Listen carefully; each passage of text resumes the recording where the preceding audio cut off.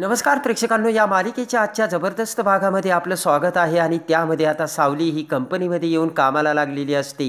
आणि तेवढ्यात आता कंपनीतला एक एम्प्लॉई सावलीकडे येतो आणि म्हणतो की सावली मॅडम, अहो तुम्हाला ना आता गावाचा दौरा करायचा आहे आणि पर्यावरणाविषयी मीटिंगसुद्धा घ्यायच्या आहेत. आणि एक बचत गट आहे, तो तुमच्याशी याबाबत बोलणार आहे. त्याच्या वेळ आणि तारखा या सगळ्या रिपोर्ट्समध्ये नमूद केलेल्या असल्याचे तो आता मॅनेजर इकडे सावलीला बोलतो. सारंग ते सगळं ऐकत असतो. आणि ऑफिसमध्ये प्रेझेंटेशनसुद्धा सुरू आहे आणि त्याच्यावरती काम सुरू आहे.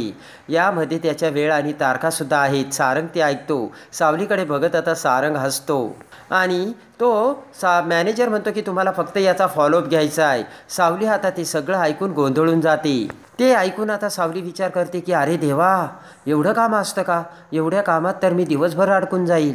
आणि सावली विचार करते की या सगळ्यामधून मला रियाज करायला कसा वेळ मिळेल आणि मग मी माईला काय उत्तर देऊ. आणि रियाज जर आपल्याला टाळायचा नसेल तर या कामातून आपल्याला पळवाटा काढायला पाहिजे असा विचार सावली करते. आणि जर मी पळवाट काढत बसले तर सारंग सरांना शंका येईल असे आता सावली विचार करते. आणि तेवढ्यात बबलू तिथे येतो आणि सारंगकडे बघत म्हणतो, सारंग सर, अरे मला ते मेंढळ्यांचा ऑडिट रिपोर्ट घेऊन यायला सांगितला होता ना रे तू. सारंग म्हणतो, अरे बबलू ते मी घेऊन आलोय. आता सारंग म्हणतो की तो रिपोर्ट मी तुला कधीच दिला आहे बबलू. बबलू म्हणतो हो बरोबर आहे. पण बबलू म्हणतो की अजून काहीतरी तुम्हाला सांगणार होता ना सारंग दादा. तेव्हा सारंग बबलूकडे बघत म्हणतो की अलीकडे तुला असं नाही वाटत का रे, तू जरा जास्तच काम करायला लागला आहे. आता सारंग म्हणतो की पगार मी तुला फक्त एकाच माणसाचा देणार आहे बबलू. बबलू म्हणतो तसं नाही आहे सारंग दादा, तुम्हाला सांगणार होता ना ते किरणकडे जाऊन ते पेपर्स घेऊन ये म्हणून. सारंग म्हणतो मी तुला किरणकडून काहीच आणायला सांगणार नव्हतो. बबलू म्हणतो नक्की? सारंग म्हणतो 100%. बबलू म्हणतो मी गेलो असतो. सारंग म्हणतो आणायचंच नाही तर कशाला जाशील. आणि बबलू आता रिकाम्या हाताने बाहेर निघून जातो. तेवढ्यात सावली पळत पळत सारंगकडे येते आणि म्हणते की सारंग सर, अहो काय करताय तुम्ही? सारंग म्हणतो काम करतोय. सावली म्हणते तसं नाही, बबलू दादा तुमच्याकडे 2दा आले होते आणि त्यांनी विचारलं किरणकडे जाऊ का म्हणून. सावली म्हणते काय सारंग सर, तुम्ही एवढी मोठी कंपनी चालवता आणि एवढी मोठी गोष्ट कळत नाहीये का तुम्हाला? सावली म्हणते की अहो त्या दोघांची भांडणं झाली आणि किरण बबलूशी बोलत नाहीये आणि बबलू दादाला काहीतरी निमित्त हवं आहे किरणशी बोलायला, म्हणून तुमच्याकडे काहीतरी विचारायला येतात ते. सारंग म्हणतो सावली तुला हे कळतं पण माझ्या मनातलं का नाही कळत? रागाने सावली म्हणते की आपण ऑफिसमध्ये आहोत. सारंग म्हणतो तो सुद्धा ऑफिसमध्येच आहे. आणि तेवढ्यात आता सारंग बबलूला हाक मारतो. पळत पळत बबलू तिथेच येतो आणि सारंग म्हणतो की किरणकडे जा ताबडतोब आणि कालच्या मीटिंगचे ते पेपर घेऊन ये. बबलू खुश होतो. बबलू म्हणतो की बघितलं का वहिनी, हा सगळं काही विसरतोय आणि मी ना याला हेच लक्षात आणून देण्याचा प्रयत्न करत होतो. आणि बबलू आता पळतच निघून जातो. तेव्हा सारंग म्हणतो की ऑफिसमध्ये आपण रोमांस करायला येतो की काम करायला तेच काही कळत नाही. तेवढ्या सावली म्हणते की काम करा. इकडे आता लगबगीने चंद्रकांतराव तिलोत्तमाकडे येतात आणि तिलोत्तमाला म्हणतात, अगं तिलोत्तमा, मी तुला 9वं आश्चर्य सांगायला आलोय. तिलोत्तमा म्हणते की पहिलं नाही, दुसरं नाही, 8वं नाही, डायरेक्ट 9वं? तर चंद्रकांतराव म्हणतात हो. चंद्रकांतराव म्हणतात की आपल्या घरातील ब्युटी क्वीन ऐश्वर्या मेंदळे ही स्वतःच्या हाताने चक्क झाडू मारते. तिलोत्तमा म्हणते की त्यात कसलं आलं आश्चर्य, मारत असेल झाडू. चंद्रकांतराव म्हणतात की खरं आश्चर्य तर पुढं आहे. चंद्रकांतराव म्हणतात की ती माझ्याकडे आली आणि मला म्हणाली, बाबा तुम्ही चहा घेणार का? ती मला सुप्रभात देखील म्हणाली आणि तिने माझ्या गोळ्या औषधाची वेळसुद्धा मला आठवून दिली आणि माझं मेडिसिनसुद्धा घेऊन येते असं ती म्हणाली. तिलोत्तमा म्हणते मग एक काम करायचं, तिला सांगायचं ना जा आणि बनव चहा. तिलोत्तमा म्हणते की हे सगळं नाटकं आहे, नाटकं. तिलोत्तमा म्हणते की मी आता तिच्याकडे दुर्लक्ष करणार, कारण तिला जरी वाटत असेल ना ती मला दाखवायचा प्रयत्न करते, मी आता सुधारते, पण मी तिच्याकडे लक्षच देणार नाही असे तिलोत्तमा आता चंद्रकांतरावांना सांगते. आणि इकडे आता ताबडतोब चंद्रकांतराव म्हणतात की चल मी तुला तिची मज्जा दाखवतो तिलोत्तमा, आणि तिलोत्तमाला घेऊन जातात. इकडे आता सोहम हा ताराच्या मिठीत ताराला आता तिकडच्या म्युझिकविषयी सांगत असतो. सोहम म्हणतो की तारा, इकडच्यापेक्षा तिकडचं म्युझिक कमाल आहे, कमाल. तारा म्हणते चांगलं आहे, पण सोहम आपण फिरायला जाऊयात ना. तू आला युरोप फिरून, पण मी इथे घरातच होते. सोहम म्हणतो की मी काय मनाने गेलो नव्हतो युरोपला, त्या शिवानी मॅडमनेच मला पाठवलं होतं. सोहम म्हणतो की ती शिवानी मॅडम माझ्या आयुष्यात आली आणि माझ्या आयुष्याचा घोळच झाला. सोहम म्हणतो की म्युझिक इंडस्ट्री मला आधीपासूनच इंटरेस्ट होता तारा.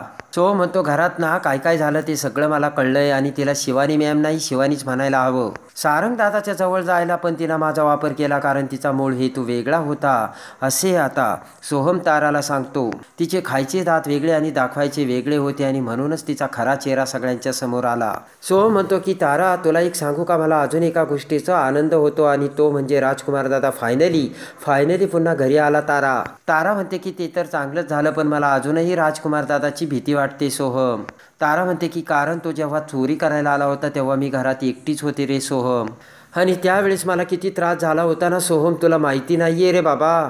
तारा म्हणते चल ना रे सोहम आपण कुठेतरी बाहेर फिरायला जाऊ. सोहम म्हणतो ऐक ना तारा, मी आत्ताच आलोय ना तेव्हा थकलोय ना आणि मला सुद्धा वाटतंय टाईम स्पेंड करावा म्हणून.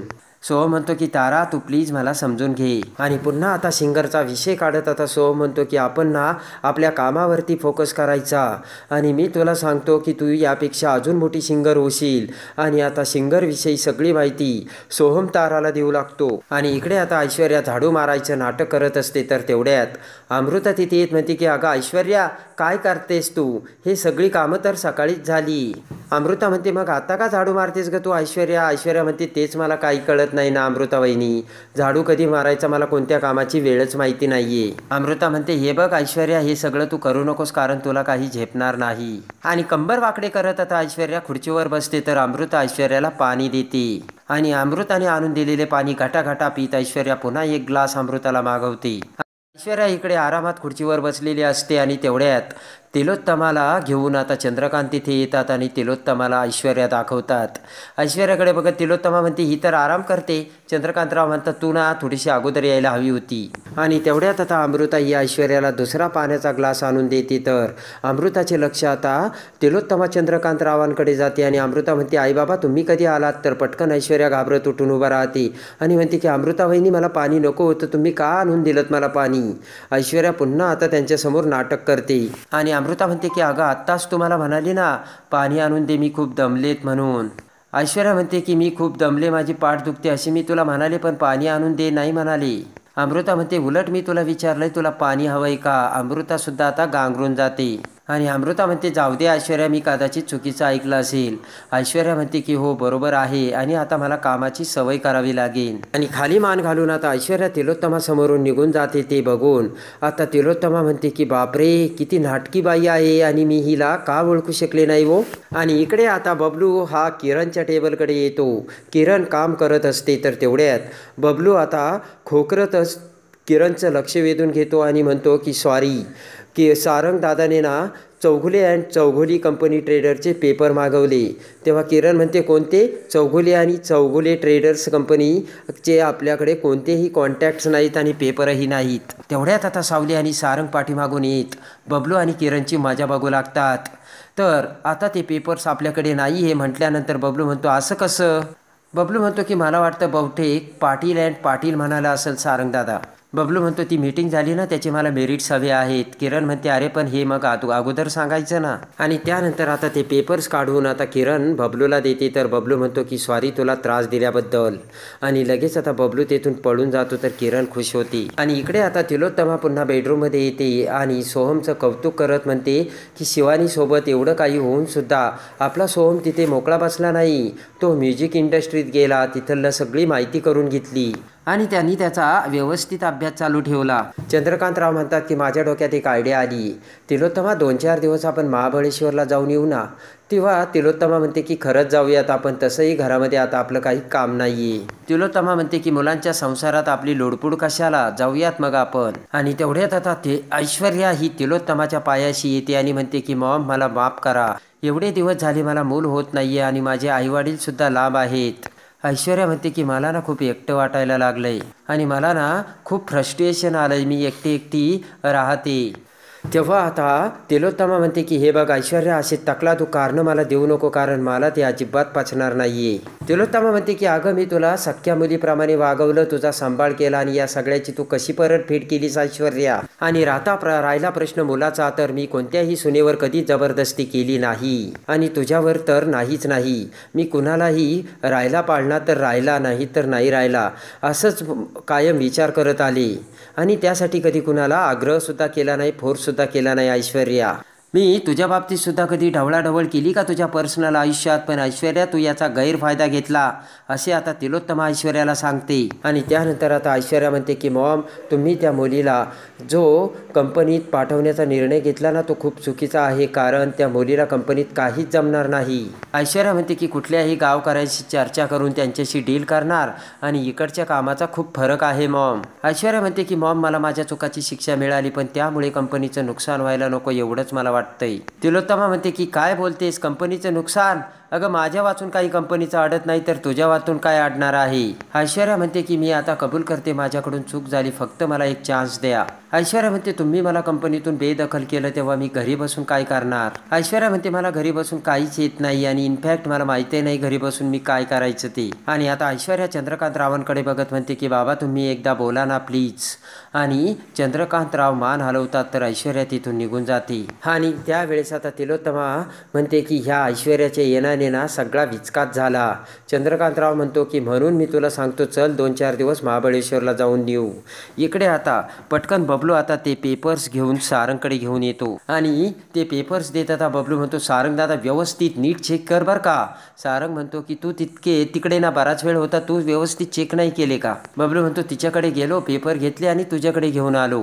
सारंग म्हणतो की मग तू जा. तेवढ्यात आता बबलू जाऊ लागतो तर सावली पुन्हा सारंगला डवचवते.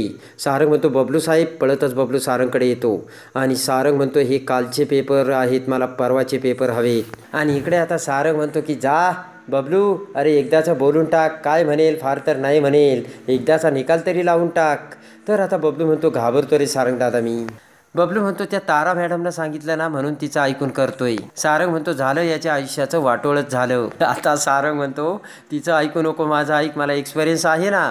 सारंग हसू लागतो तर सावलीला राग येतो. सावली म्हणते कसला एक्सपिरियन्स आहे हो तुम्हाला?